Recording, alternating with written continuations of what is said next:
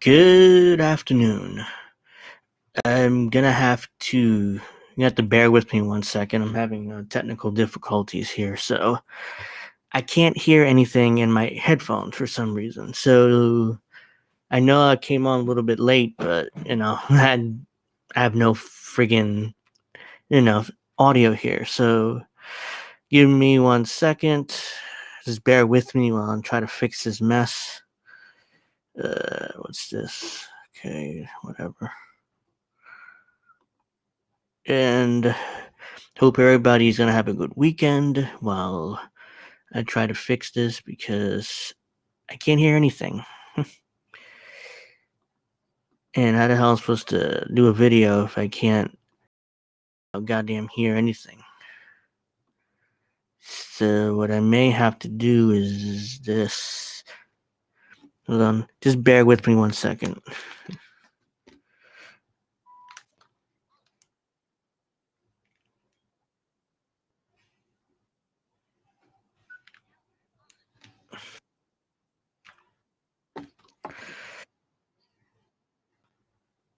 Alright, let me try now. The hell's going on here? This isn't working at all. Wait a minute. Shit. Well then, I'm still having technical difficulties here. I can't hear at all from on my headphones, and if I can't hear, that means nobody else can hear. So let's see. There's gotta be something here. There's gotta be a setting that's off.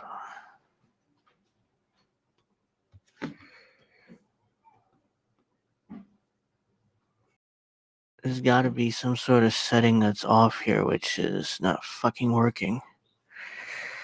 Okay, that's that. Jesus Christ. Let me try reloading this. Maybe reloading that might help.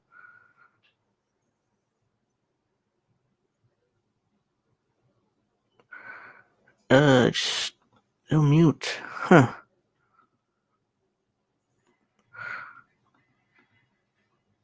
Well then, I'm mute still.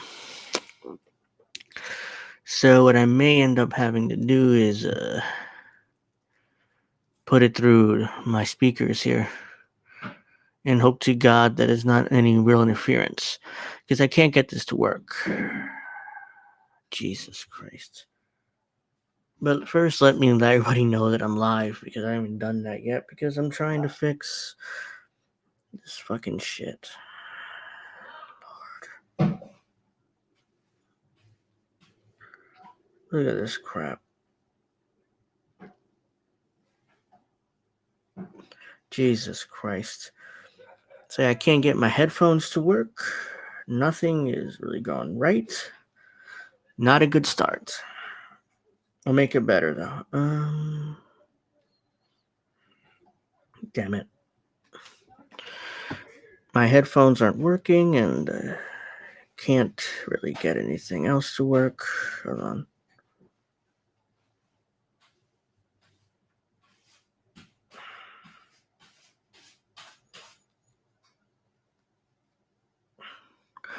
Yeah, well, just give me 1 second here and I'm gonna have to turn off these headphones and go to the speakers because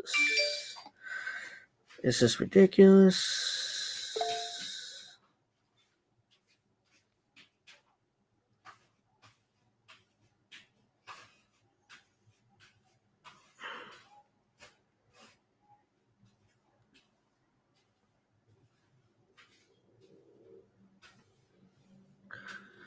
Yeah, so let's see. Yep, I'm live. So let's see. I'll get started in a minute. I'll just have to do it like this because, again, stuff always goes wrong during these live streams. Lord. All right, so let me try this. Let's do that. Let's do that. Medicare for All bill. Yep. So Dianne Feinstein passed away, as everybody knows today, earlier this morning. 90 years old, really old. And I wanted to play this clip, but for some reason I can't get any audio here in my headphones. Like, I may have to. Hold on a second.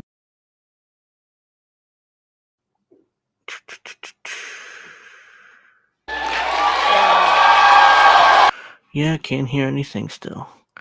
Well then, this isn't good. Why is this not working? Jesus Christ. Let me see something. Let's try that.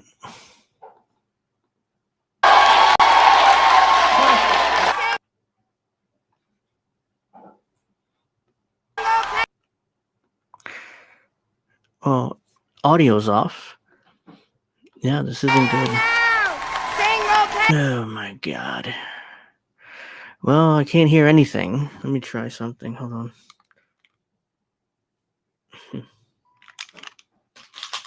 Forget that. Let's see if I can get it through the speakers, because if I can, then I'll just do it like that. Because I did wasted 10 minutes, almost 10 minutes on this. So let's see.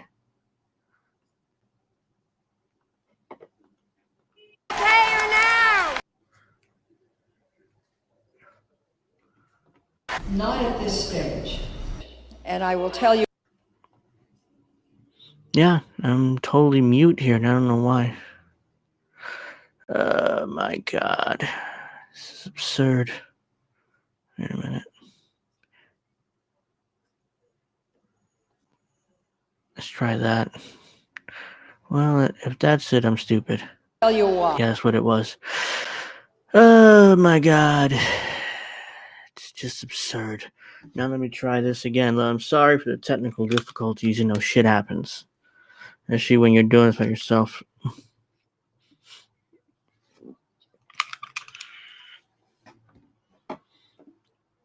Alright. Okay, let's go to sound.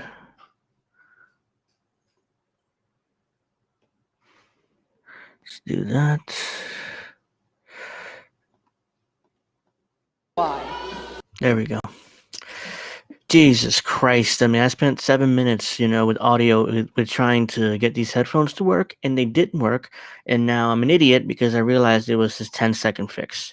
Sorry about that. Hey, Stephanie, what's up? Thank you for joining me today. I feel like a total idiot, but, not a good start to the stream. Whoops, sorry. But not much we can do about it now, so we'll get started now. No videos this week really from me earlier, because I like to do some standalone videos, just to get something up in the channel every single day. I couldn't because I was too busy getting medical testing and going to appointments and stuff like that. If you follow me on Twitter, you might know this. If not, then I'll say it here real quick. I do have a lump underneath my armpit here. It's really small. It's like 2.5 centimeters, but still, I felt it and it's noticeable. So yeah, I got all these medical. I got a bunch of blood work today. In fact, this morning I had a bunch of blood. I had 8 vials of blood removed from me. They're testing me for Lyme disease, HIV, to everything. I mean, I'm like, Jesus Christ! They took 8 vials of blood out of me, guys. When I got home, I was so dizzy. I felt like I drank like a 6-pack or something. It's ridiculous. But yeah, I mean, I'm on Monday. I'm gonna have to go see the not Monday. I have to call to go see this, to make an appointment to go see the specialist, and most likely have this removed. And they'll probably biopsy it, and hopefully it's not cancer. But if it's benign, I don't have to worry about it again. So that's what's been going on this week. I've been quite busy, so no videos this week, and am I a little nervous? Yeah, of course. Who wouldn't be? I mean, there's a fucking lump underneath my armpit, so of course I'm nervous. And my doctor is like, well, it could be breast cancer, and I'm like, oh, great, thank you very much. Thank you very much for that, doc. Greatly appreciate you scaring the shit out of me, or trying to. No, Stephanie, not yet. I have to I have to call the specialist to make the appointment, and then they'll tell me they'll biopsy it, most likely remove it, and hopefully there's no cancer cells in it. Because it's like that big. It's like 2 centimeters. It's not like it's gigantic. But yeah, I mean that's what's been going on. And that's why I haven't seen many videos from me this week. Hopefully next week I'll be able to get something up on the channel other than in the stream. But yeah, I mean, I appreciate any thoughts or any positive thoughts and stuff like that because I mean, I'm gonna need it. I'm probably gonna have surgery at some point in October, so it'll be minor, I'm sure. It's not invasive. Just pluck it out. All that blood been there. You're in the system now. Yeah, I mean, I know. I mean, it's like they tested me for everything. They took out like 8 vials of blood. I mean, I remember because the um the doctor gave me the prescription. Go get this blood work done. And I looked at it and it was full. It was Lyme disease to HIV to anything you can test for. They're testing for it basically. Make sure it's not some kind of disease or disorder that I have. I don't think I have anything. I don't feel sick, but who knows? At this point, it's because you don't feel anything doesn't mean you aren't sick. But yeah, I mean, now let's move on to the show. Not yet. Show me there. All right. So, as everybody knows, Dianne Feinstein passed away today at 90 years old. A lot of people seem happy about that. I'm one of them, quite frankly. Her legacy's been awful throughout her, 30 years she's in the Senate. So, she's gone. She's 90 years old, and her time I mean, if you remember her last few months, she can barely see anything. If she really remember, she's like, where am I at? Why am I here? Why am I what am I doing here? It's like, she had no idea where she been at. And all of a sudden she's still a senator, even though she signed to it. She had to give up, legal authority to her daughter or something. Caught early, all doable, you'll be good. Yeah, I mean, that's what my doctor said. Even if it was some sort of cancer cells in there, it's so early that I don't know what the process would be if you catch cancer that early, but early to the point where it's barely noticeable. So I'm not sure if there's medication for that or there would be chemo. I don't think chemo because it's so early. I caught it so early, but that's all speculation at this point. I have to get it out first, and then we'll figure out what's next. So, yeah, Feinstein passed away, and yeah. So let's get to that. Nico House tweeted this out, so I want to play it and actually try to make sure you can see it. Oops. Then I'll get to Cenk Uygur running for president, and we'll get to him. This is a part of Feinstein's legacy because everybody's sucking up to her, talking about how great she was and how she's a lion of the Senate and how she's a trailblazer. Women are aspire to be Dianne Feinstein, etc. Bullshit. So Nico House tweeted this out. Thank you for that. Here's Dianne Feinstein telling voters that the U.S. isn't ready for universal health care. So that's her legacy. That's major part of her legacy right here. So I don't know if I'll play all this, but let's just see. Let's just see how much I'll play. Dianne Feinstein question on single payer healthcare at her town hall in Los Angeles in April 20th, 2017. Her first town hall in 24 years in office. She hadn't even bothered doing a town hall. In 24 years, she's been in office.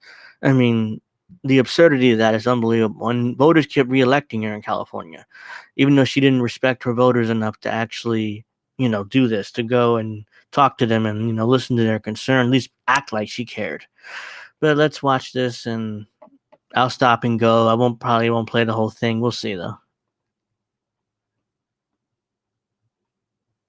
My question is, will you co-sponsor Senator Bernie Sanders' Medicare for All bill? Single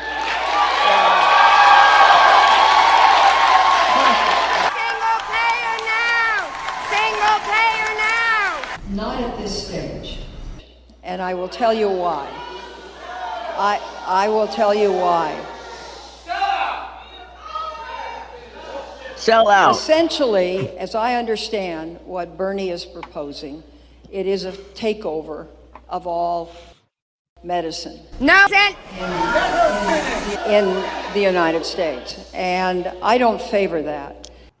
And that was that's so ridiculous. I mean, it was basically handing people a healthcare card, which is funded by the government. That was what Medicare for All is. It wasn't like the UK's National Health Service taking over everything, in the healthcare industry, just controlling everything from the doctors to the hospitals to etc. It wasn't that. It wasn't a full takeover of the healthcare system. It was just a Medicare card. And Dianne Feinstein is like, nope, not in favor of that because it'll take over the whole system. No, that wasn't it.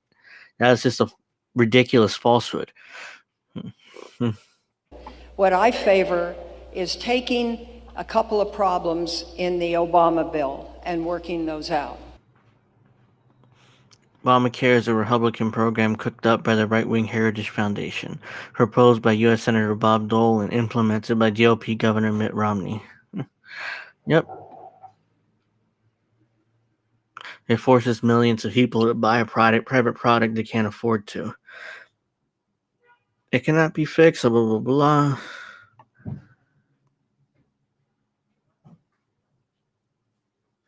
If Senator Sanders sat down with you and showed you that single payer does not mean a complete takeover of government of all health care, that's a Republican talking point, and in fact it merely means Medicare for all. I know you support Medicare, it's simply lowering the age of eligibility to 0, and it's what every other advanced industrialized country has. It's what the majority of Americans want.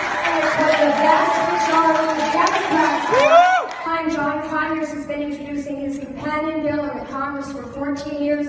Just now, 50% of Democrats... Can you ask the question? Yes, my question. Thank you. Answer Senator your Sanders question. sits down with you and explains to you that it is not a complete government takeover. Will you support it? I would be happy to sit down with Senator Saunders and discuss. Senator Saunders? He was already losing it in 2017, just butchering Bernie Sanders' name. I'll be happy to sit down with Senator Saunders. Like, I don't know who that is. I mean, maybe someone in her own head. Single payer now! Single payer now! There you have it, folks. She made news again by repeating the lie that Medicare for all single payer health care is complete takeover by the government of all health care. As you can see, I got her to agree to meet with Senator Sanders, where he is going to set her straight. If she supports the Medicare program, which I know she does, well, maybe she doesn't, because at her town hall the other day, she talked about how we have to deal with entitlements. Call Dianne Feinstein's office. No.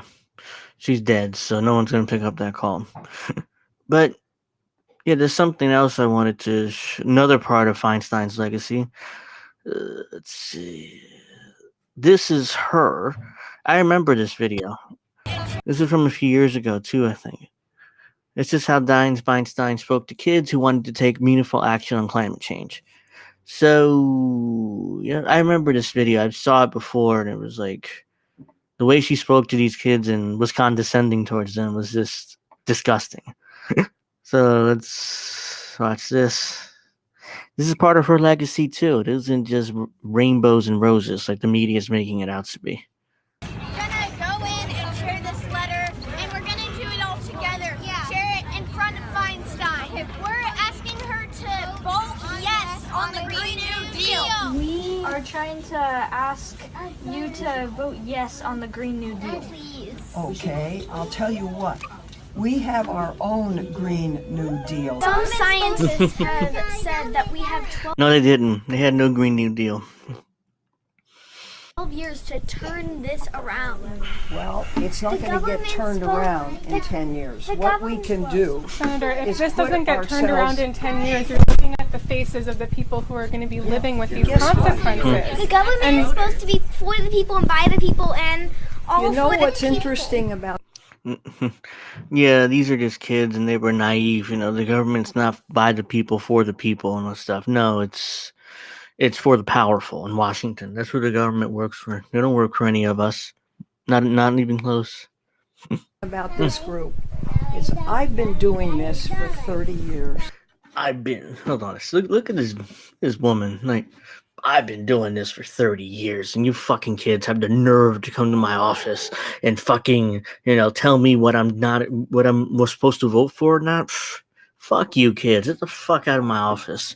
That's her attitude. It's like the old person yells at kids phase of her life. Like, you fucking kids, get the fuck out of my lawn. This is what she's saying here, essentially. Like, fuck you, kids. I mean, you ain't gonna tell me what to do. I know what I'm doing. Yeah, that's basically what You she's come saying. in here and you say it has to be my way or the highway. I don't respond to that. I've gotten elected. I just ran. I was elected by almost 1 million vote plurality. And I know what I'm doing. So, I know what I'm doing, so go fuck yourselves. Get the fuck out of here, kids. That's what she's saying. It's like, you might as well say that. That's a little more respectful than being condescending. Like, hey, you fucking kids coming in here and telling me how to vote. That's not gonna happen. I just got reelected. I mean, I know what I'm doing here. So, maybe people should listen a little bit. I hear what you're saying, but we're the people who voted you. You're supposed to listen to us. That's your How old are you? job. How old I'm are you? 16. I Well, can't you didn't vote for me. Well, I'm 24. It doesn't matter. We're the ones who's going to be Means impacted. something. It doesn't matter. We're going to be the ones who are impacted. I understand that. I have 7 grandchildren. nah, she ain't gonna be impacted. You just died today. So, yeah, I mean, she's 90. She wasn't gonna be fucking affected by climate change. So, by the time climate change comes at its worst, I'll probably be old and withered away too. So, but yeah, I mean, look how disrespectful she is to these kids. I mean, she could have said these exact same things in a lot more respectful way, a lot more politically correct. She's like, I just got reelected. I don't need to be nice to these fucking kids. Grandchildren.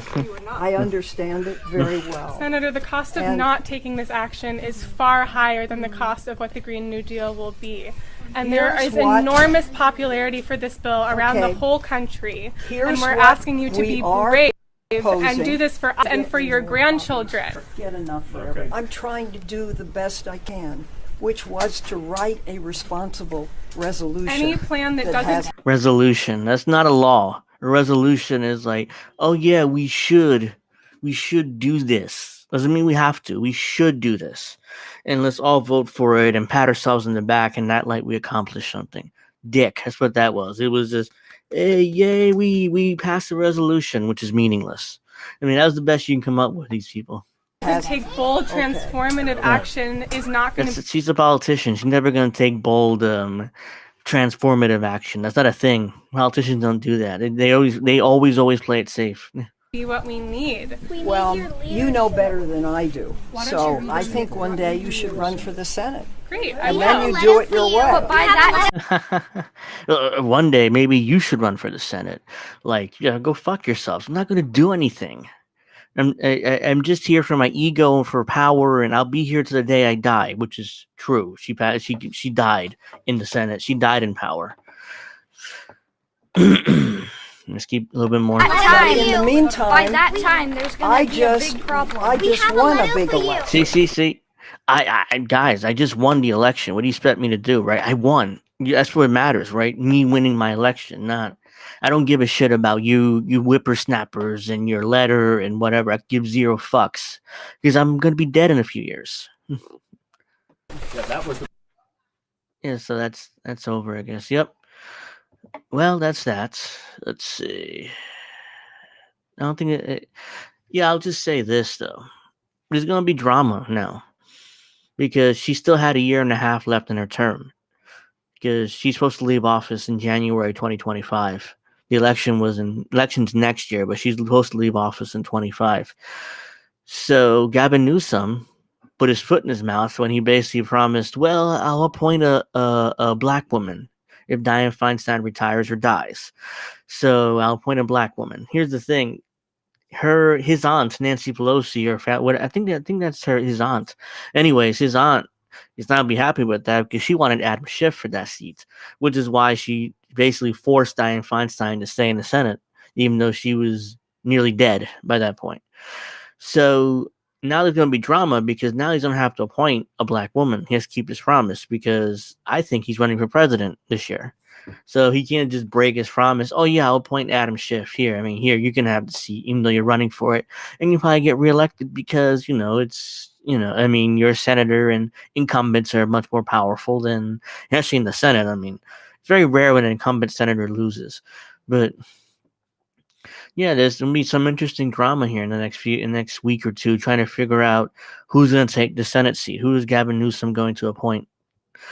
So yeah, Stephanie says she's never gonna be affected demon. No, because she didn't have much time. Even in 2017, she wasn't all there. It was like she was gonna die soon. I didn't think it would take 7 years, but after that clip, but yeah, she was dead. She was gonna die soon, and it happened today. Pelosi, McConnell, and Biden need to follow suit. Yep. I mean, McConnell had at least 2 strokes. There were 2 incidents where he's just like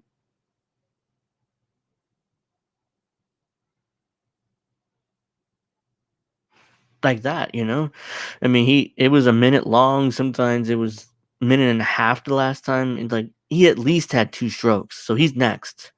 I don't know how much time he has left, but he's next. He's gonna die next in the Senate. So, and the governor of Kentucky is gonna have to choose a new senator, most likely. Kind of like Gavin Newsom has to do now.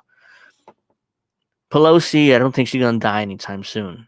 She's an old witch, that constantly drinks her wine, and she sounds drunk every time she talks. So, yeah, I don't think she's going anywhere anytime soon. People are talking about she might retire after this term. It's like she's running for re-election again. She may not be the speaker anymore, but she's gonna stay in Congress as long as she can. And Biden's running for re-election. I mean, people are like, well, yeah, it's obvious that he's not well, but he's running for re-election. So, so he's not going anywhere unless he's forced out by the party. It's like, here, go away, Mr. President. Here, we're gonna run Gavin Newsom instead, because he's the greasy, oily politician that we need in order to defeat Trump. Even though as soon as you dig into his record a little bit and Trump gets a hold of him, if he were the nominee, let's say, as soon as Trump gets a hold of him and starts digging through his record, his poll number, be doing that. I mean, I don't think he has any chance of beating Trump. But Stephanie, Barbara Boxer. I'm sorry. I'm tongue tying myself. Yeah. I mean, I think what Gavin Newsom will do, he'll appoint a black woman that agrees not to run for the Senate seat, kind of like a caretaker. Like here, you can be senator for a year and a half, but you can't run for re-election. That might be part of the deal. He'll do that probably. I don't know. Isn't Barbara Boxer? She's not running for that seat, is she? I don't think so. I know that. Why am I forgetting her name? Katie Porter's running for that seat. Adam Schiff and Barbara Lee is running for that seat. I don't know about Barbara Boxer. I don't think she is, though. So, term limits. I mean, that'd be nice. I mean, excuse the phone. But, yeah, I mean, it's ridiculous. She dead. She was dead pretty much when she came back to the Senate. She's like an old, confused lady. Like, why am I here? Like, the fuck am I doing here? Can I have my ice cream? I mean, come on. I mean, she was nowhere near ready. So term limits, it depends on the age. I mean, there's some people like Bernie Sanders who are in their 80s and still mentally competent. Most 80-year-olds are not, unless you're Trump too. Trump is pretty mentally competent too. He's not exactly one of these people where you could see him like obviously mentally declining the way Joe Biden is. I mean, I could show you multiple clips of Joe Biden tripping and falling or being confused or walking off stage randomly for no reason. After he's not even done with his speech, he just leaves. It's like, oh yeah, I have to go. I have to go. Bye. And even though he wasn't supposed to go, I can go on and on with that, but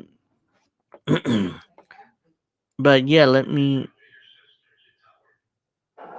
move on to the next story because I don't want to talk about Feinstein anymore. So, as the next story would be Cenk Uygur.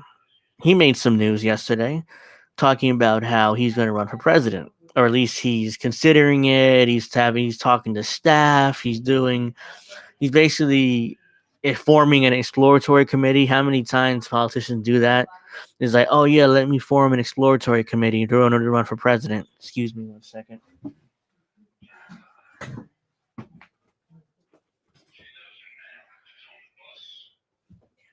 can't get to it.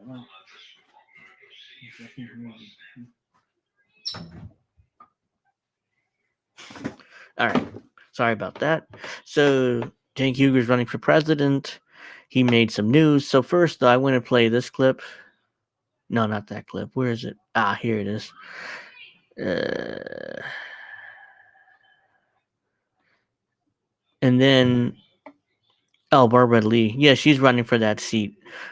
But here's the thing: if they appoint her, if Gavin Newsom appoints her, then that'll piss off the more establishment wing of the party because they want Adam Schiff.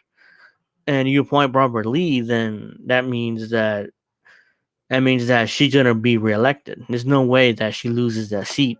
That seat belongs to her, and that'll make Nancy Pelosi and the party very angry.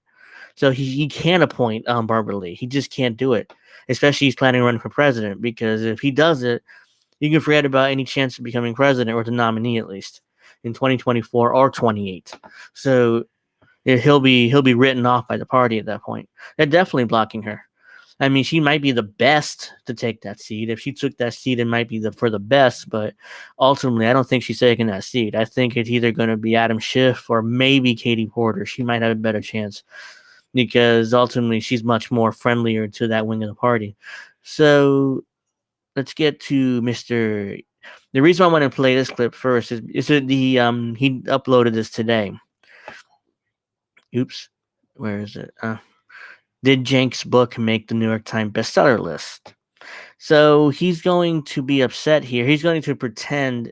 He's going to talk about how his book didn't make the New York Times bestseller list, even though he thinks that he should because he sold enough books in his head. So this is the reason why I think he's running for president, or at least trying to run for president, even though legally he can't because ultimately he's not a U.S. citizen. He's not a natural born U.S. citizen. So this is just a waste of time. Why is he running for president? Yeah, I think because he sees Marianne Williamson and what she's doing with her book while running for president, and then turning around and saying, "Let me do that too. I could sell more books. I mean, let me do that too." So I'll do a glorified run for president, even though I can't actually be president, and I'll sell a bunch of books to morons that believe that I can be president, even though I can't. So he's looking for marks. He's looking for marks to buy his book and to donate to his campaign so then he can turn around and buy books for that money and just give them away to his supporters, like most politicians do. That's part of their grift. They write a book right before they're running for office, and then they use campaign funds in order to buy a bunch of books and just give them away to their supporters. So ultimately, they pocket the royalties, and they pocket the royalties. Yeah, think of what it's called, royalties, where you get a certain amount per book sold.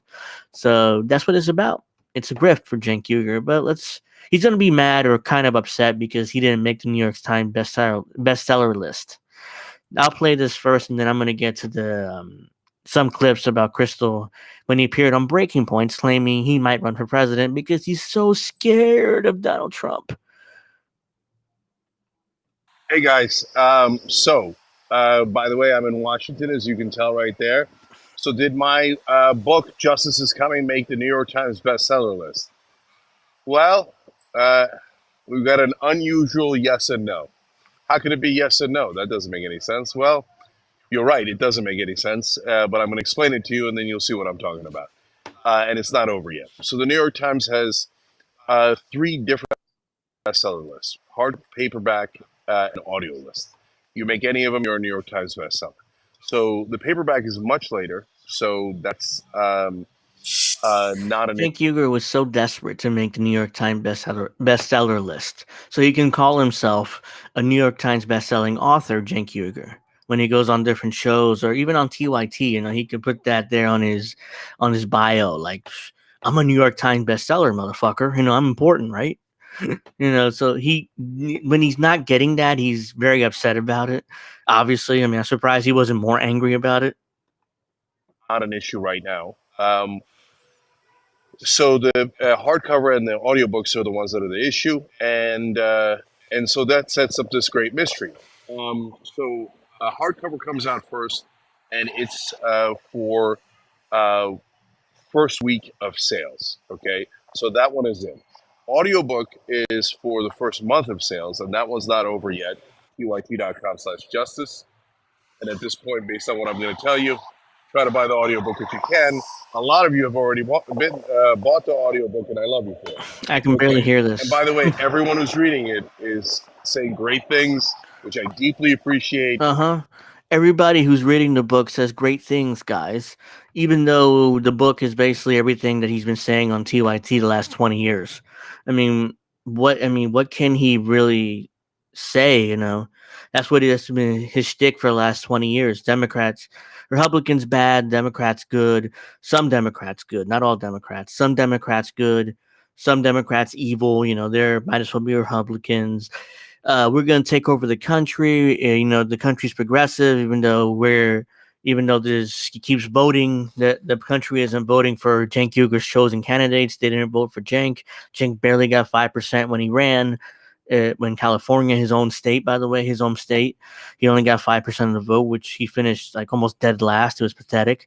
But yeah, they're saying great things about this book, even though he's been saying the same shit for 20 years. There's no way he's saying anything new in this book that he just released, which by the way took him 3 years to write, because if you remember, he announced his book back in 2020 during the pandemic.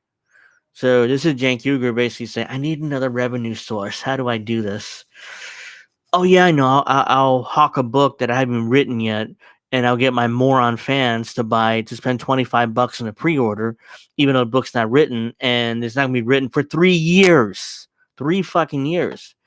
Like, imagine any author does this. Oh yeah, by the way, guys, please pre-order my new book. It's called I'm the Biggest Grifter in the World. Is it written? No, it's not written, but you can give me $25 and I might consider writing the book in 3 years. You can have it then. And so please give me $25 because I need an extra revenue source because it's COVID and I'm losing money like crazy. That's basically where this is on the grift. I'm surprised he wrote the book, honestly. I didn't think he would ever do it because it's been 3 years. Like, for example, Anya Parampil of Gray Zone, she wrote a book recently. She came out with a book too. It's a great. I would recommend reading it. I haven't read it yet, but I would like to read that book. It's I forget what it's called right now. Something about Venezuela, something like that. I butchered that, but yeah, it's about economy and history and stuff like that. I have no idea what this book is about right now because I just lost my train of thoughts. But it's she wrote a book with research and stuff and facts and stuff. It took her 2 years. It took Cenk 3 years to write a shitty book that he's been promising and nobody's gonna read unless you're part of his fan base, and then you'll pay the $25 for the book. Unfortunately, Cenk isn't a bestseller, isn't a New York Times bestseller, and but I'm babbling, so let me play a little bit more of this, and then I'll play some of his appearance on Breaking Points. We'll talk about that. And it is an excellent summary of the progressive movement and what we need to do to win and how we are going to win. Okay, so uh, so on the hardcover, we sold enough books to make the list. It's the top 15 that make the list. Now, wait, that sounds like a yes. We sold enough books to make the list. Where's the no part? Well, the no part is the New York Times didn't put us on the list. So that is greatly, greatly frustrating. Yeah, because he wanted to call himself a New York Times bestselling author. And according to him, he's claiming that he did sell enough books, but they still didn't put him on the list. Okay, well, that's too bad for you. I don't know why, you're you're kind of making a video on this and getting, and complaining about it, even though he says it's not a conspiracy theory, or he doesn't think it's a conspiracy. He will say that later in this video. So a little bit more. Now, is it a conspiracy against me? I don't know, and likely no, right? Um, Likely no. two of the books that are on the list sold less than we did, But and they got a there's a possibility because he says likely no. He left it open for a conspiracy against them. on there anyway. And so, is it true that sometimes books don't make the bestseller list when they've sold enough copies to make the bestseller list? Yes, that does sometimes happen. They say that it's based on the distribution of books and how many books. And yeah, maybe that's true. And so it's impossible to know. It's impossible to know. But they have made a decision for other factors other than sales that we did not make the list, even though two of the books clearly sold less copies than we did. So, guys, this is pretty much the story of my life, and it's actually kind of what I wrote about in the book in terms of progressives being invisible. So we sell enough books to get on the hardcover list and become a New York Times bestseller, but yet we're not on the list and hence invisible. I mean, I literally wrote about it in the book about how mainstream media thinks progressives are invisible and refuses to cover them. Yeah, because nobody, Cenk, it's like I wrote a chapter in my book where I talk about how progressives are invisible because the mainstream media, doesn't want to cover us and doesn't want to cover our policy proposals, and they don't take us seriously. And then what happens? Progressives like Cenk Uygur, in quotation marks, turn around and talk about how you need to vote for Joe Biden. Vote for Joe Biden, because if you don't vote for Joe Biden, then you're making Trump win. If Trump wins, then our democracy is over. And boo, be very, very, very afraid. I mean, like, why would anybody take you seriously? No matter what, you're ultimately going to vote for the Democrat, right? I mean, you're not going to vote Republican. You're not going to vote third party. So why are we wasting our times with this? Because ultimately, the party and the media knows that people like Cenk Uygur and most leftists will vote for Joe Biden, or Democrats in general. Not all of us, but most of us. Unfortunately, that's the case. We'll vote for a Democrat, either be Joe Biden or Gavin Newsom or whoever ends up being a nominee in 24. Well, I'm pretty sure it's Gavin Newsom.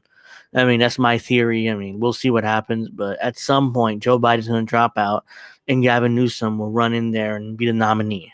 Without any voting, without nothing, he'll just be the nominee.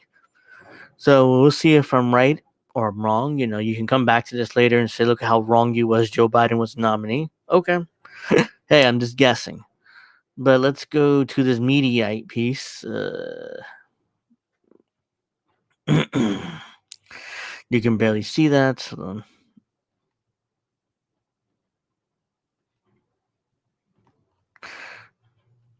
I'll play this video in a minute, but let me read some of this first.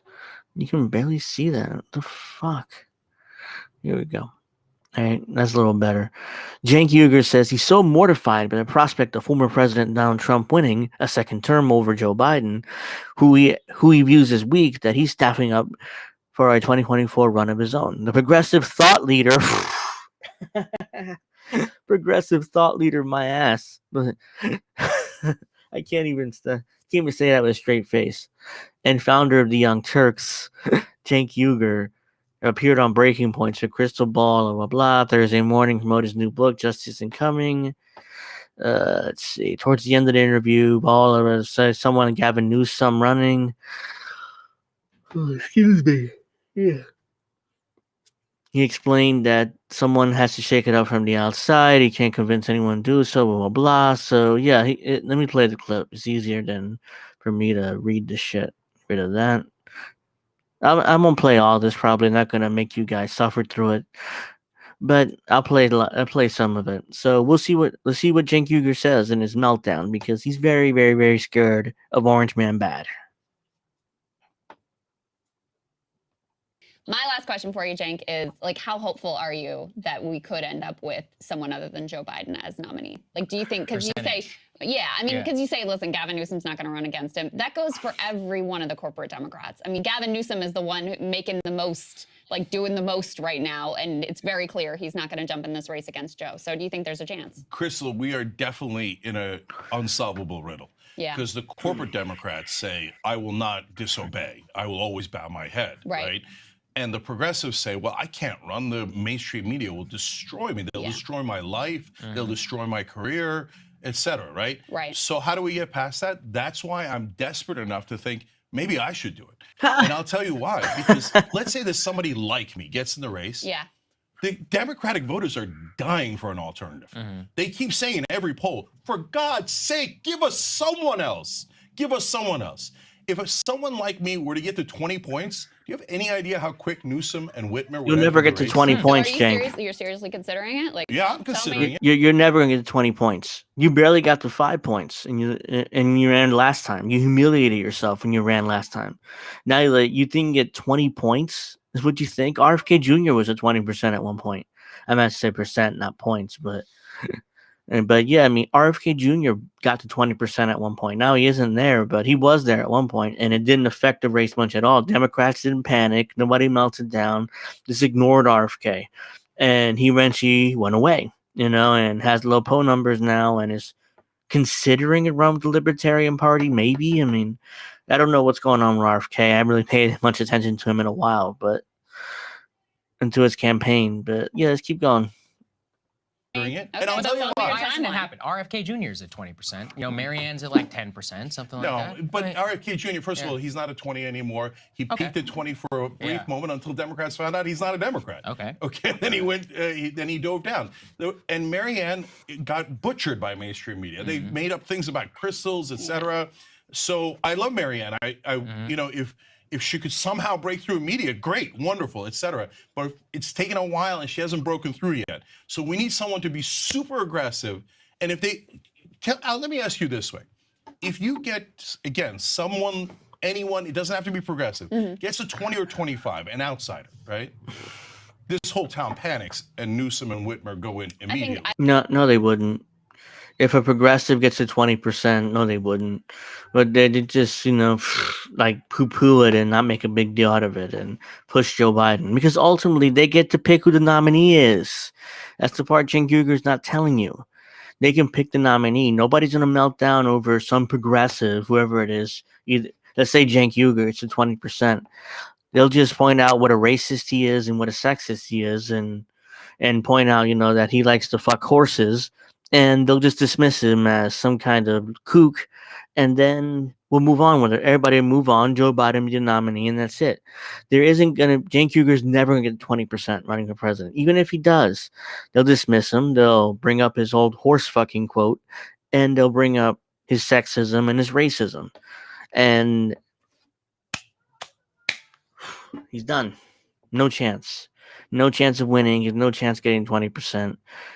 It's absurd.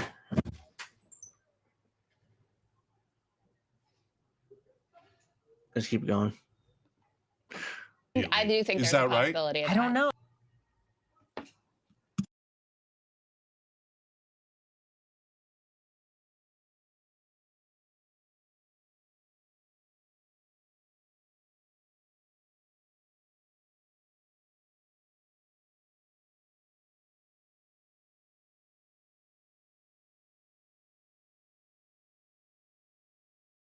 Give me a second. I'll keep playing this, but just give me a second. I don't know, because it already I'll be happened with back. RFK, and they just ignored him, and they went after him, and he, Yeah, like that you said, he went was down. no, that was before when they were convinced that Biden was going to win, and RFK everybody knew was a flash in the pan because he's not really a Democrat. Maybe. But so, Cenk, tell me more about your thinking. Yeah. Timeline. What are you weighing? How serious are you? Yeah, Give us the details. So I already thought about it before, and I rejected it because I know what they're going to do. You're an outsider, radical. They're going to dredge up things from 1987 and when you were a junior in junior high school. They already did that to you. I think they did that to you. Already. Yeah, That's right. of course. And look, if we're being honest, the number one problem is mainstream media. Sure. Mainstream media is the shock troops of corporate politicians, both corporate Democrats and corporate Republicans. Yeah. Their job is to eviscerate any outsider. So that's why do you think progressives aren't running? I've talked to at least half a dozen progressives and tried to convince them to go in the race. And they're like, I don't want my life ruined. Who's going to ruin their life? Joe Biden? He's in a bunker somewhere. No, it's going to be ABC and NBC and CBS and CNN, MSNBC, New York Times, Washington Post. They're going to go to any outsider and shred him to pieces. Sure. And I'm now so desperate for making sure that we win that I think I'm already destroyed, right? Like they've already attacked me 10,000 times, right? So come at me, bro. So Crystal, it's crazy for me to consider it, right? Yeah. But that's the times we're in. If literally no one else will do it. It's insane. So I don't want to go quietly into that good night. And right now we are 100% on a track to I'm go back. quietly into that good night. So what's the timeline, as Crystal said? So when are you going to decide? No, look. Yeah. So yeah, this is nonsense. Let me just take off on this caption here. There we go. But yeah, this is nonsense. All he said there is like, yeah, I'm gonna run for president, guys. I mean, I think I can do it. I think I can get to 20%. And like, dude, you can't get to 20%. Like, there's no chance in hell you can get 20%. It's absolutely absurd if you think you can get 20%. It's like, oh yeah, I could definitely get there, guys. Just give me, trust me. Look, if I'm gonna do it, if anybody's gonna do it, they gotta go now. Yeah. Well, announce it. Have you Yeah. thought about staff? Have you Yeah. thought about a plan? Have you reached out? I mean, we know, you know, donor networks, all those sorts of things. Have Yeah. you started taking real steps? So if you're gonna run a campaign this late, you can't go traditional, right? You can't be like, oh, I'm gonna collect endorsements from politicians. Oh, and I'm gonna build up my base tiny bit. No, you gotta go and hope for a grassroots tsunami. The good news is when I ran for Congress, I mean, it was a tiny little race. We raised like 1.3 million in 3 months. I mean, if anybody can raise money, it's And that was when he was more liked in the community back in 2018. Now this is, well, not really, to be fair. 2018, he was russiagating a lot, you know, and people were, you know, just mocking him for that, but he wasn't really that well liked. But, you know, he was able to raise $1 million in 3 months, which is impressive. But only got 5% of the vote, which means he screwed up his money or something happened where he just sucked. Nobody really wanted him in that district. But somehow he's going to turn that into running for president. I mean, I'm just astonished that he would even do this. You know, the only reason I could think of is because he wants to sell more books. This is a glorified book tour like Marianne Williamson is doing. That's the only thing I can think of. That's the only reason why you run for president at this point. It's me from the grassroots, right? And I'm a successful businessman, if I might say so myself. I have some credibility in running things, managing things, etc. So have I reached out to staff? I have, okay? Now, the problem is everybody thinks, well, how the hell are we going to beat these guys, right? So if I go in... Why haven't Crystal or Sagar pointed out the obvious fact? He can't be president. He wasn't born... He's not a natural born citizen. He's born in Istanbul, in Turkey. What used to be Constantinople. He wasn't even born here. Why the hell are they're even entertaining this like it's a legitimate thing and I just dismiss him? Like, Cenk, you were born in Turkey. You can't be president. What's your point here? What are we doing? Why are you wasting everybody's time and waste donor money? You know, I'm sure he's gonna solicit donations from his audience, from his TYT audience. So why are you wasting everybody's time? I would love him to explain that because he's not a natural born citizen. He became a citizen later, but he can't run. So I don't understand why Crystal or Sagar hasn't challenged him on this. It's going to be threadbare staff, threadbare website, and we're going to see, is there momentum? Because if there isn't momentum and people go, no, Biden, even if he's in the 20s, I don't care. I don't mind losing. I don't mind losing. You're being impolite, which is totally possible, right? So if that's... I think there's a decent contingent, though. I think that. Yeah, and if that's the case, then at least I left it all on the 100%. battlefield. Or whoever does it, for God's sake, don't make me do it. Like, have someone else run, right? But I can't get anyone to do it. And I can't get anyone to do it, guys. You see, I have to do it. I have to run for president because I can't get anybody else to do it. You know, I'm such an egomaniac that I think I can convince a progressive, whoever he's talking to, I don't know who he's talking to, but alleged progressive, let's say, to run for president because they all support Joe Biden because they're all Democrats. So Cenk Uygur is like, well, I'll do it. I'll fucking run for president. You know, I mean, you give me all the money. I'll take a lot of that donor money and buy a bunch of my books with it. Justice is Coming. Go to justicecoming.com, order your copy today, and I'm going to pocket that money myself as a giant grift, kind of like Marianne Williamson is doing. And I like that idea, so I'm going to do it. I'm going to take all your donor money, right? The millions of dollars, and give my campaign. And I'm going to take that money. I'm going to buy a bunch of copies of my book, and I'm going to give it to you during campaign tours and campaign rallies. You each get a copy. So once you get that copy, it's been paid for. I get the money. I get the royalties, whatever it's called. I get that money. I get a piece of that money. So, and I also get to call myself a New York Times bestseller, even though this is what a lot of politicians do with their grift. So, yeah, all these clowns are distracting us. Definitely. I mean, this is not a serious run. And I don't know why Crystal and Saga are not pointing out the obvious fact. He can't run for president.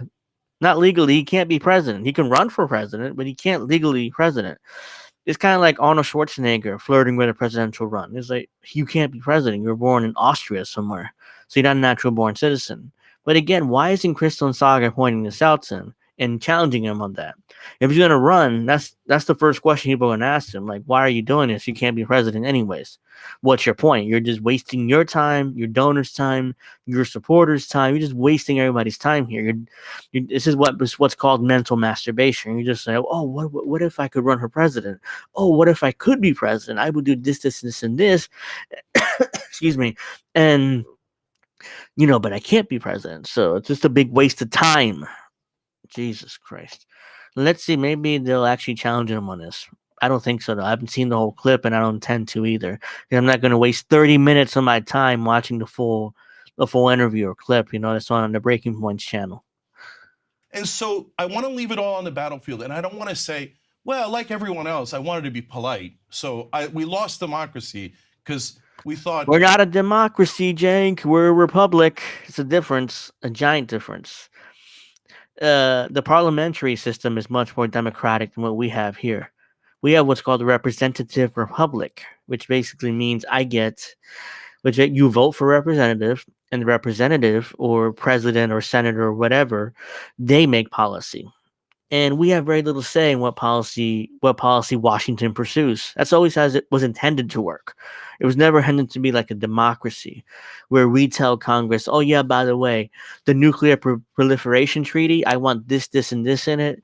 The trade deal, I want this, and this, and this in it. This war, yeah, I don't want to fight this war, that war, and this war. I want to fight that war, this war, and that war. I mean, the representatives are, in theory, supposed to handle everything, and we're supposed to sit back and live our lives. And we're not really a democracy. The democracy is basically we have a say in every policy decision and how we spend our money and what we spend it on and who we spend it on, all that stuff. We don't do that here in the United States. That's not going to happen here. Should it happen? Of course. I mean, I would love to have a lot more say over how we spend our money. We would definitely not be spending nearly $1 trillion in defense. That's not a thing. That would never happen, and people have more say, but we don't.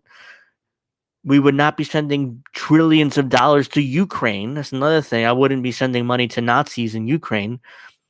And then, excuse me, I would not be sending trillions of dollars to Nazis in Ukraine.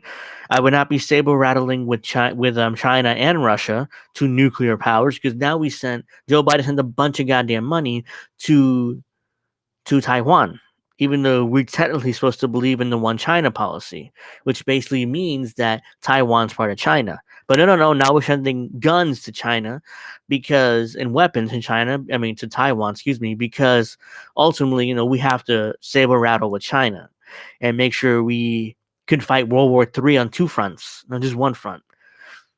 If World War III starts, we're screwed. I mean, how are we going to fight two superpowers at once, especially when we're a weakened empire? Not a thing. That's ridiculous. That's the last thing the United States should be doing, is fighting World War III on two fronts by ourselves, essentially. Because what?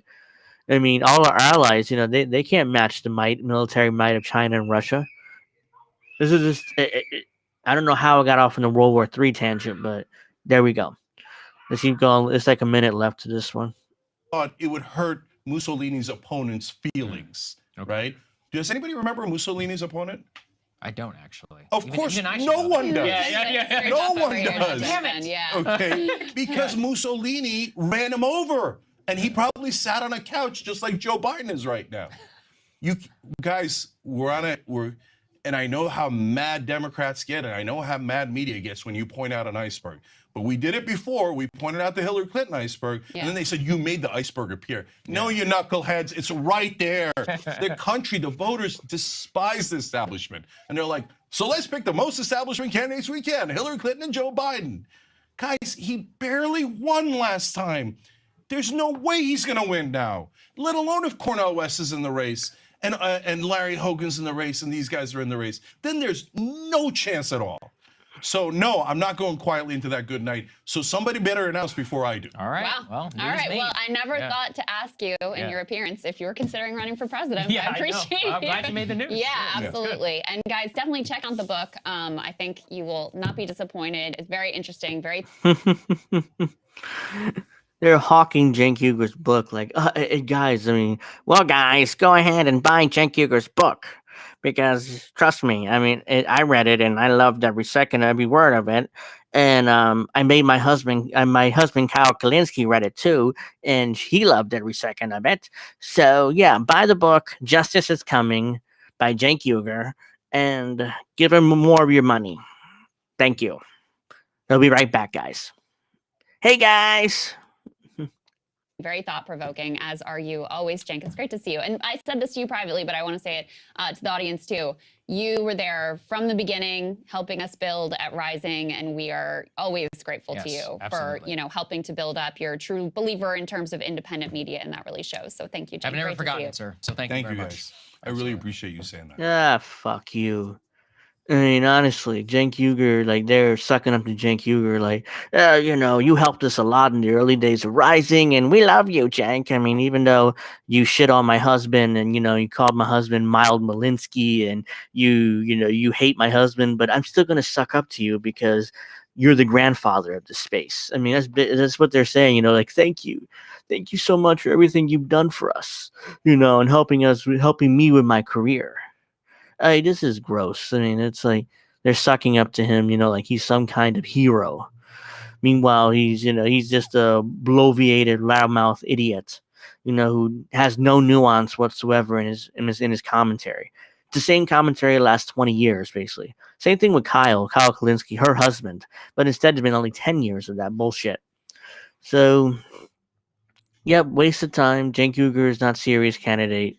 This is just him dicking around talking about how, oh yeah, I'm going to run for president. Give me more of your money because, I need it, and my book hasn't sold as well as I think it would have. And hey guys, make sure you buy his book, Justice is Coming, Cenk Uygur. He's a great man, and, he needs more of your money. Thank you. Hey guys.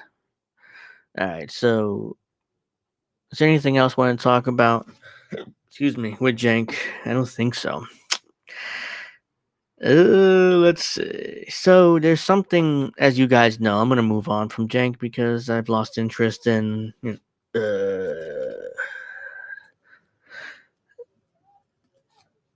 right, we have to talk about this. This just came across my radar, and I'm like, oh, hell yeah. This is... So let's go to Canada.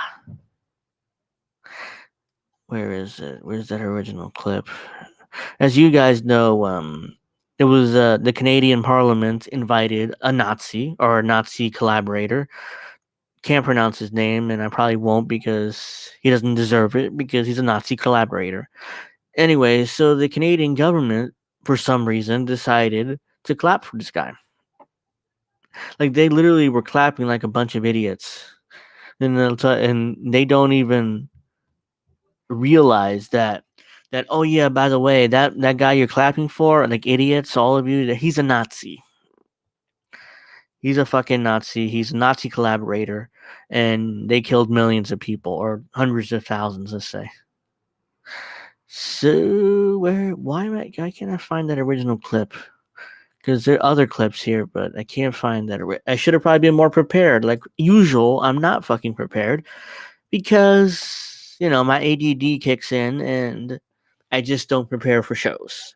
And that's not a good look for me, I know, but fuck, it's just me doing this, so I apologize.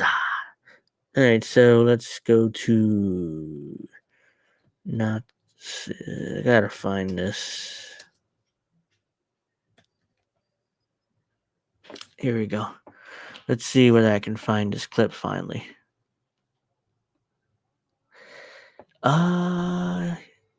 Yes, here it is. This is the one I'm looking for. So let's do that. Let's make this a little bigger. I love this. So we have this tweet and it's way too small. So you have to give me a minute. I can barely see it myself. All right, here we go. Wow, all that happened on the Canadian Parliament live on television, targeted now as Russian disinformation. In fact, the Nazi was honored at the Canadians Parliament, which is true. So this is the clip. It literally happened. Let's watch this, Canada. Let's see what the Canadians are doing here. They're going to humiliate and embarrass themselves on worldwide television and on the internet for everybody to see how much they love Nazis. Let's check this out.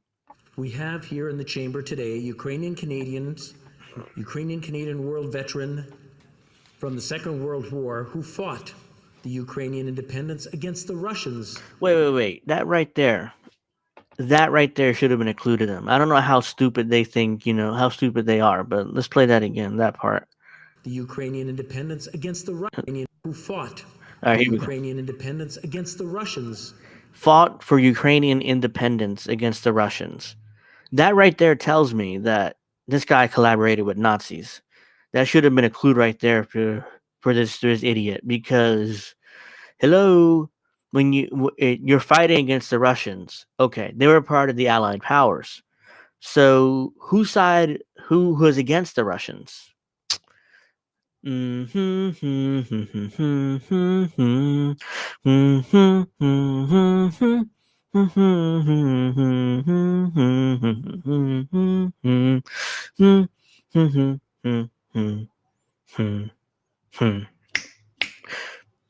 Nazis. Time's up. It's obviously was the Nazis. Are you kidding me? And that right there doesn't make him pause and like, either he's a Nazi or he collaborated with Nazis, but we shouldn't probably do this. Nope, just obliviously does it like idiots. So let's continue. And continues to support the troops today, even at his age of 98.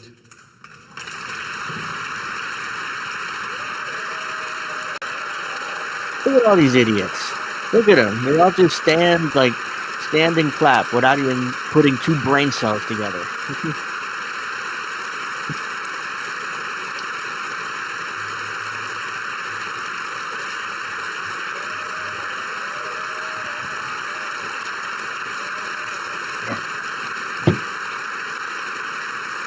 They're still clapping. Look at this shit.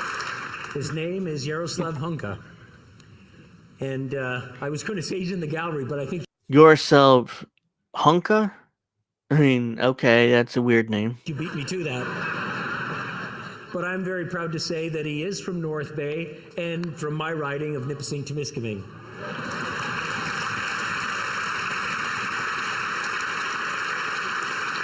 He's a Ukrainian hero, a Canadian hero, and we thank him for all his service. A Canadian hero?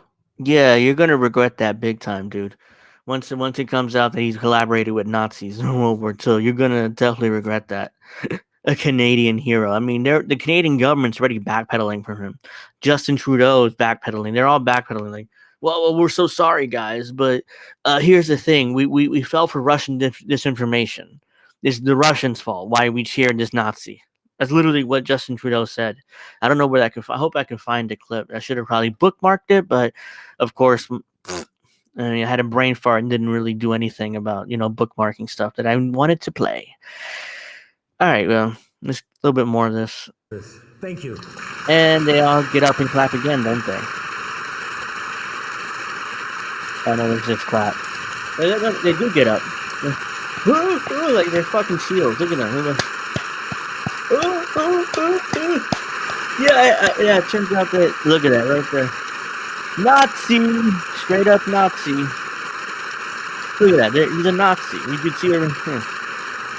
Morons. Morons of morons. That's what the Canadians are. Now, to be fair, not every Canadian is a moron. I mean, I should probably retract that. What I meant to say is the Canadian government are full of morons. There we go. Just like here in the U.S. So I'm not defending the United States government either. But I should retract that part where I say all Canadians are morons. They're not. But the government definitely are. Look at them. We love Ukrainian Nazis. Wait, what? What did I just say? Oh.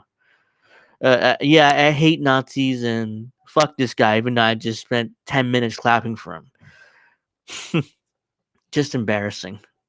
The Canadian government embarrassed not only itself, but embarrassed the entire Canadian country. All Canadians should be embarrassed. Or what I meant to say again was they embarrassed all Canadians and should be apologizing. And Justin Trudeau should resign. That's just... All right, so let's... So now let's go here.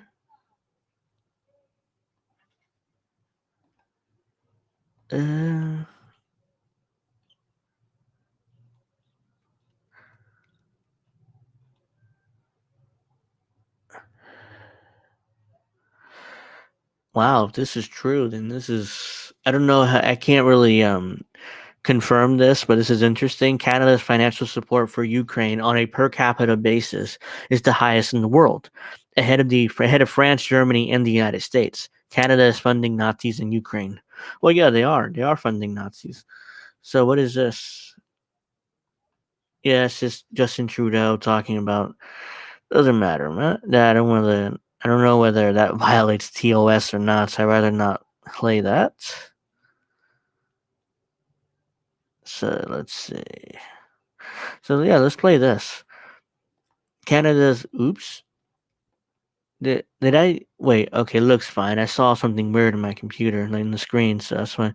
So Canada's Minister of Finance, Christina Friedland, I guess it's Christina Freeland, looks absolutely terrified to answer a question about pursuing an investigation to learn how many Nazis escaped to Canada. So she does look scared. They're caused by B'nai B'rith. So let's look at her hands. Reopen a report by the Deschênes Commission so that Canadians can know how many veterans who fought with the Nazis are here in our country. Will the government do so, and what is your response to that?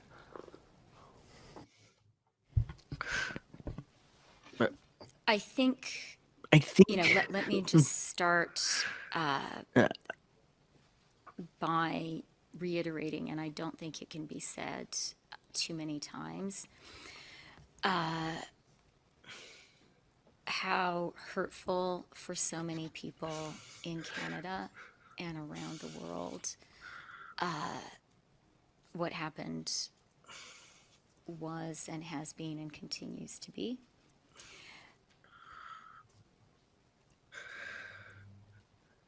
As she literally stays silent there.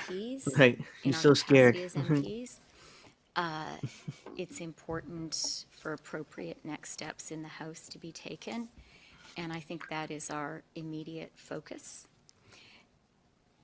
And as a government, we're going to be very thoughtful about any further steps that need to be taken. So in other words, no. We're going to be very thoughtful about the next steps taken, and we're just going to hope this scandal goes away and everybody moves on and we get to ignore this because we have no interest in actually talking about this or investigating how many Nazis actually made it to Canada, or Nazi collaborators ended up in Canada. We have no interest in that discussion whatsoever because we don't want to do that. We don't want to talk about that. We just want, people to ignore it and hope to God that nobody ever discusses it again. So let's see. So what else can I talk about? Because that's all the stories that I really had. The Dianne Feinstein thing broke, which is why I talked about it first, because it literally broke. It broke right then and there, So I had no choice to talk about Dianne Feinstein passing away. Let's see. What else can I talk about? I guess trailblazing California Senator Dianne Feinstein dies at 90. Trailblazing. Jesus Christ. These people are like, they suck. Like, whenever somebody important dies, they always talk about how great they are. They don't talk about the terrible part of their legacies. They just talk about how great they are and how they're trailblazing and how they're amazing leaders and all this other bullshit. Excuse me. Let's see.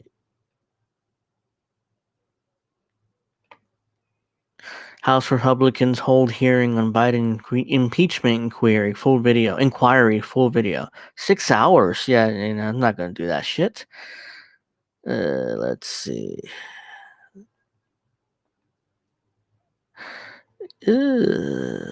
Okay, so I'm just gonna find something to watch for the next few minutes, because I'm probably gonna wrap up soon. Because it's 3:30, and I have to cook dinner. You might ask me what's for dinner.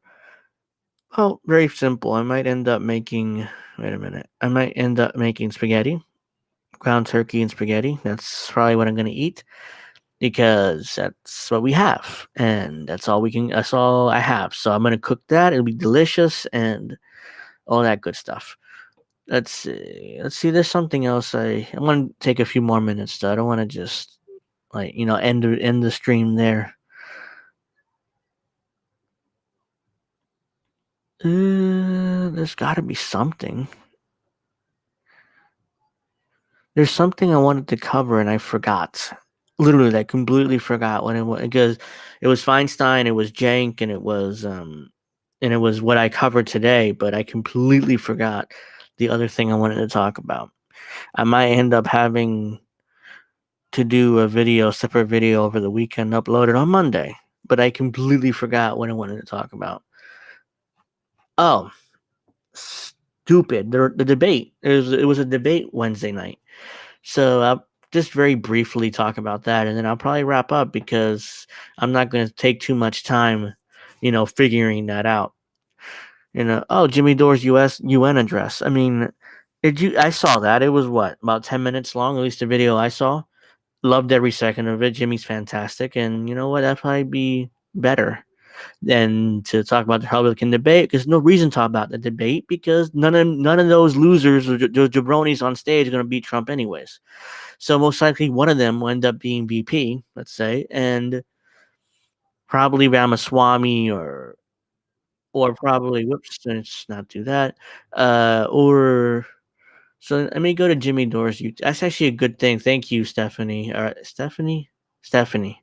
Sorry, I mean I'm terrible with names, so that's why I instantly forgot what your name was. Whoops. Oh God damn it. So in fact, that's a good place to end off. Thank you for that. I mean, if I can find it. Here we go. Full video. Yep. So this is Jimmy Dore's address. If I actually put it on, that'd be nice, Angel. Here we go. Sorry. This is Jimmy Dore's full address to the UN. It's about 11 minutes long. I think that's a good place to wrap it up, because instead of talking about GOP debate, which is a waste of time because there's nothing there. It's a bunch of people yelling and screaming at each other, and people who will never be president anyway. So that's just middle fingers. That's what I think about that. So Jimmy Dore addresses UN Security Council. I'm sure the United States was not happy to hear what Jimmy Dore had to say, or they probably weren't in the room because they didn't give a shit, because they're not going to the United States isn't going to allow anything to be done at the UN, because ultimately they have veto power. Just like Russia, just like China, just like all the World War II winners. They have veto power. So nothing's going to happen, but still, it's an important. Jimmy Dore was there and talked about the Nord Stream pipeline, what the United States did with that. So let's actually watch this though. In accordance with Rule 39 of the Council's Provisional Rules of Procedure, I invite the following briefers to participate in this meeting. Mr. Dirk Polman, journalist, and Mr. Jimmy Dore, political commentator. It is so decided. I now give the floor to Mr. Jimmy Dore. Greetings, Mr. President, distinguished members of the Council. I'm here to speak today about the attack on the Nord Stream pipeline that took place 1 year ago on September 26, 2022. 4 explosions ruptured the Nord Stream 1 and 2 pipelines that carried natural gas from Russia to Europe. It was the biggest act of industrial sabotage in human history, severing the main artery for energy from Russia to Germany, cheap energy that was critical to maintaining Germany's industrial base. We have heard every cockamamie and ridiculous theory on how this happened. Now, you don't need to be a genius investigative reporter to figure out who is the culprit of the Nord Stream attack. Incredibly, most Western news outlets ignore the fact that the United States of America is responsible. In fact, Matt Orfalea did an excellent compilation on this. Basically his compilation starts with Joe Biden and the administration and the people in the government talking about how Nord Stream 2 wasn't going to exist if they kept bombing, if there are the Russians invading Ukraine. And now, as soon as the bombing happens, all of a sudden it's like, well, it had to be the Russians, right? They're guilty. The media did this. I mean, Matt Orfalea did an excellent compilation, so I recommend go watching that, or I might be able to find it while this is on. So then I'll put it in the chat. So let's keep watching Jimmy, though. President of the United States, Joe Biden himself, and on February 9th, 2022, that he would in fact attack the Nord Stream 2 pipeline, saying, and I quote, "If Russia invades Ukraine, tanks crossing the border again, there will no longer be a Nord Stream 2 pipeline. We will bring an end to it. I promise you, we will be able to do it." Even with that pre-admission of guilt from the President of the United States, most of the Western press remained baffled as to who could have pulled off the greatest act of eco-terrorism in history. But luckily, we don't have to rely on my interpretation of President Biden's clear threat to attack the pipelines. We actually have Seymour Hersh, a genius investigative reporter with impeccable reputation and credentials, who reported that in June of 2022, United States Navy divers operating under the cover of a widely publicized summer NATO exercise known as Baltops 22 planted the remotely triggered explosives that 3 months later destroyed 3 of the 4 Nord Stream pipelines, according to a source with direct knowledge of the operational planning. And like I found the Matt Orfalea clip about, his compilation is fantastic on the Nord Stream pipeline and the media's coverage of it. They went from then Joe Biden going from, "Oh, we're going to bomb it," like Jimmy quoted him, and we'll be able to do it, to, "We don't know who did it. We don't know who did it. Probably was the Russians." So here, I'm going to put in the chat. You guys can check it out because I can't put it in. I can't put it in because it's full of copyrighted music, I'm sure. And I don't have time to play the whole thing anyway. So let's keep going with Jimmy, and then we'll just finish up on that. Like all criminals, the perpetrators could not tame their elation over committing the crime. Shortly after the attack, many high-ranking U.S. officials could not help but brag about their achievements and expressed multiple times how they were proud of being able to put an end to the pipelines. Undersecretary of State Victoria Nuland said, "I am, and I think the administration is, very gratified to know that Nord Stream 2 is now, as you like to say, a hunk of metal at the bottom of the sea." The United 100%. States Secretary of State Antony Blinken called it a tremendous opportunity. Antony Blinken. To once and for all remove the dependence on Russian energy. You have to be a paid liar to not acknowledge the hand of the United States in carrying out these attacks. Not only did President Biden declare he would do this, But high-ranking U.S. officials have said similar things for years. We can look to 2014 when former Secretary of State Condoleezza Rice stated that over the long run, you simply want to change the structure of energy dependence.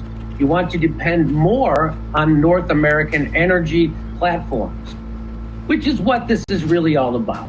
An economic war between the West and Russia in order to fill the pockets of rapacious capitalists who actually pull the strings of the U.S. government and dictate foreign policy.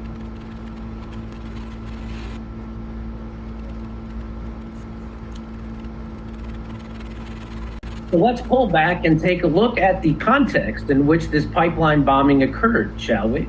It's all happening under the guise of defending Ukraine from an unprovoked Russian invasion. But of course, that's only true if you start the story of the Ukraine war somewhere near the end of the story instead of the beginning, which would indict Ukraine, the US, and NATO.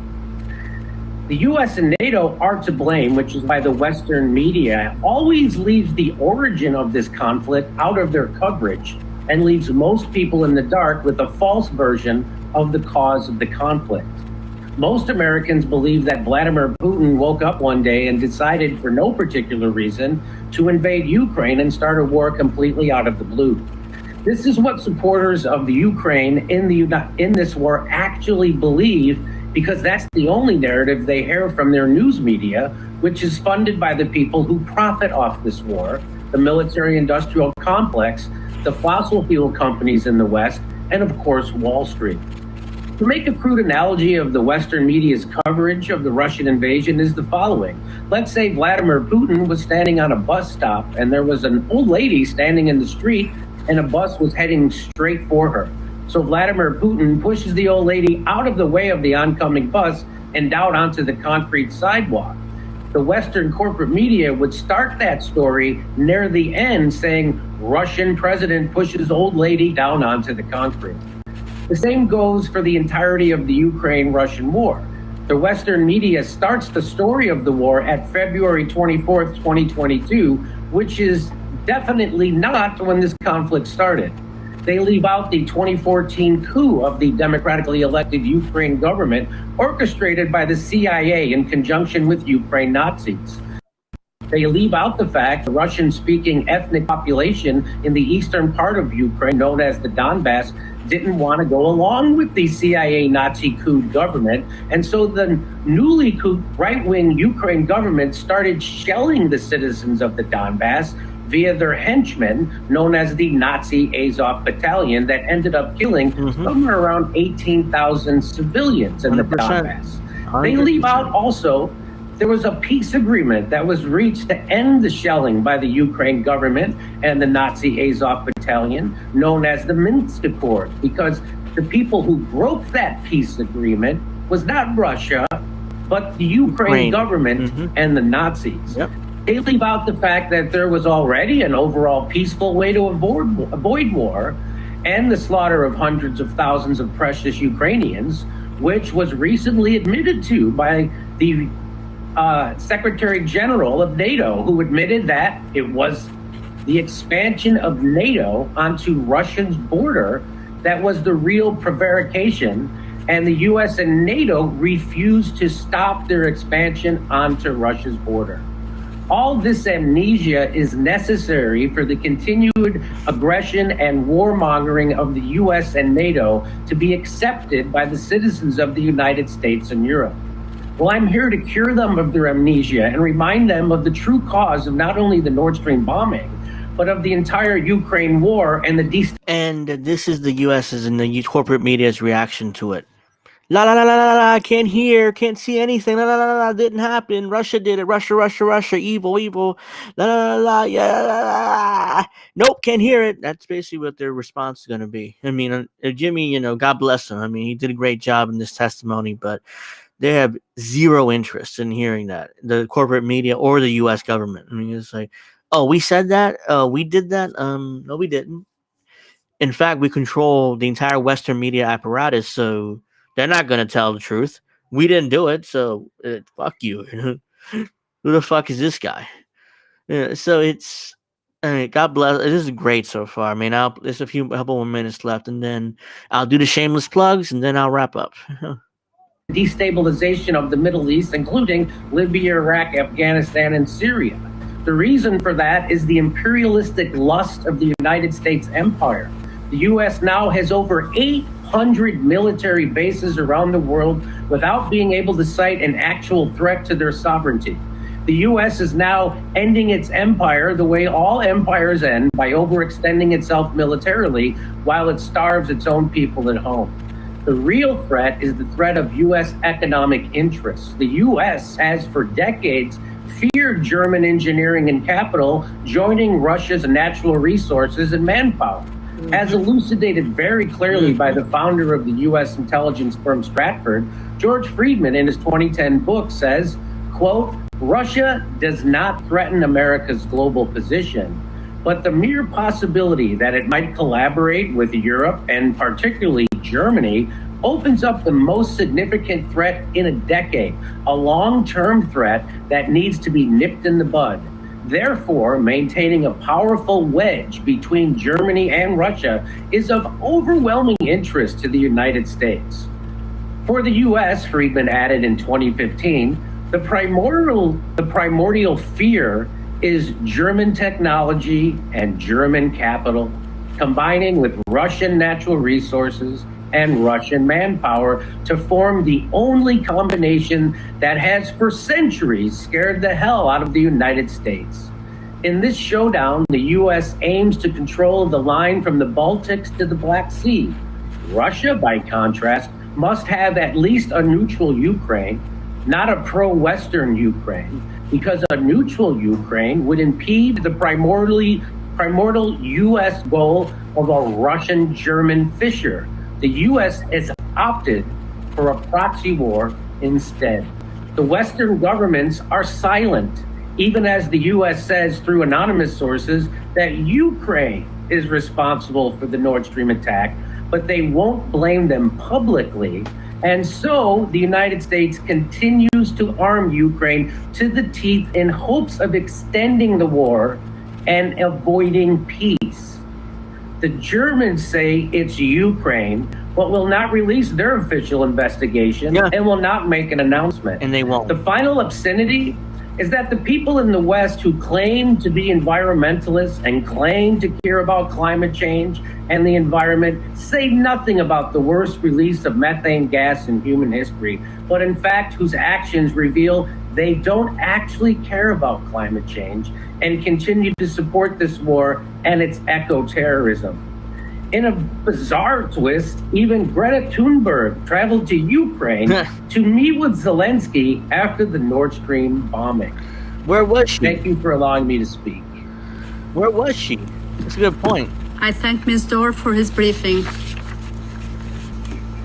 We thank Dirk Pullman and Jimmy Dore for their briefings, which have once again demonstrated to the Security Council that the citizens of Western countries also have a great deal of questions for their governments. Hey, come see us on tour. We're going to be in Tampa. All right, those are all Jimmy's tour dates. Yep.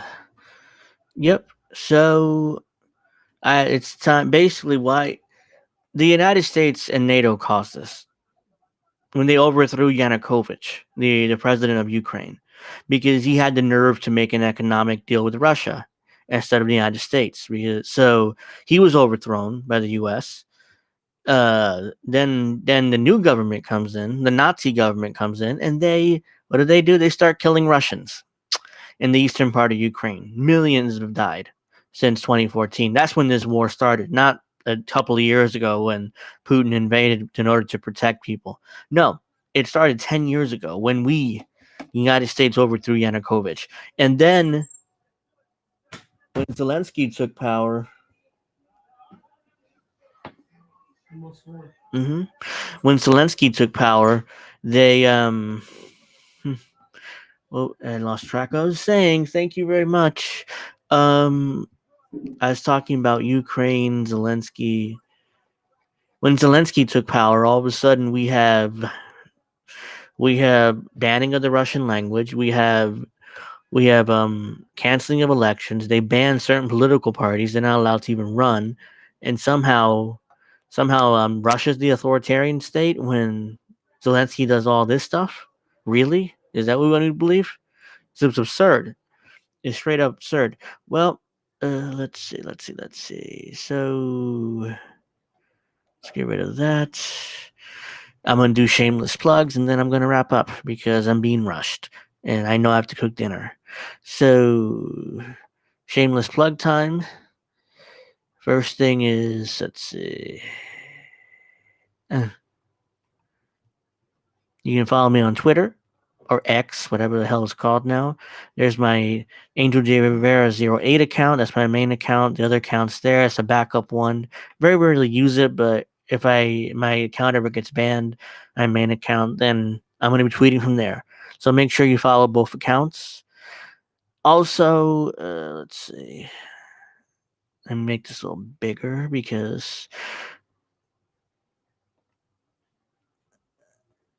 more shameless plugs. Make sure you check out INN. The link tree is in the description box below, alongside with my link tree. That is in the my link tree is below in the description box. We also have. I'm going to be making an appearance on a podcast. We'll be filming it October 15th. It probably won't be uploaded to the next day or whatever, but it's time. Its problem is if you're not fluent in Spanish and you're not going to understand what's going on, but still I'm gonna plug it anyways, just in case you want to check it out. Oops, there we go. Basically, here it is. This is one of the hosts. It says I'm gonna translate it. October. Hold on, let me see if there's a translation thing here. Yes, there is. Okay. October is looking good. See, I mean, it's a lot easier to read it in English. October is looking good. Our guests include, and I'm there in the third one. And the show is called Dos Gatos en una tierra de perros. Okay, so two cats in a dog's land, in other words. And let's see. And there's the link to their YouTube channel and where they upload their podcasts. And there I am right there, October 15th. So yeah, they'll probably be uploaded on Monday. This is Sunday, by the way. This is filmed Sunday. So yeah, so I'm gonna make an appearance on that show. It's about podcast. It's in Spanish, but if you guys feel either fluent in Spanish or feel free to, or you just curious to check it out, to hear me talking Spanish for a bit, by all means, go check it out. I'm sure, maybe maybe if you can figure out what's going on, you might be able to piece it together. But nonetheless, I just wanted to show you guys that, I'm going to be on. I'll probably plug it again when it gets closer to October 15th. But I just wanted to show that for now. And that's going to do it for this one. Episode 29. Next week is episode 30. Big deal. Don't know. I might have a guest on. We'll see. I mean, been going back and forth on having guests, I'm going to do it. No, I'm not going to do it. I'm going to do it next week or next week for sure. I procrastinate a lot because I like talking a lot. This is my show, so I don't. Having a guest kind of tough for me because it's like, oh, I gotta let my guest talk a few times. I can't just blah blah blah myself. So yeah, episode 30, we might be. I'm gonna start reaching out to people over the next few days and seeing whether they're able to come on or interested in coming on to to have the political conversations with me. Would be interesting. Would be something different for the show. We'll see what happens. If there's a guest, I'll definitely be plugging it earlier in the week, my show, than I usually would. Sometimes I don't even plug it at all.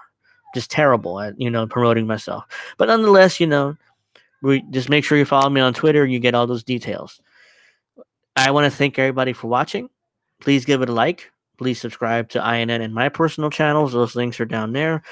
And give it a like, subscribe, comment, all that good stuff. Make sure that's all done. It'll help me out a lot. It helps out INN a lot. And I'm going to see you guys next Friday for episode 30. In fact, I'll probably be making some standalone videos throughout the week, so make sure you subscribe to my personal channel and check that out. And I'll be seeing you guys next week for episode 30. Have a nice weekend.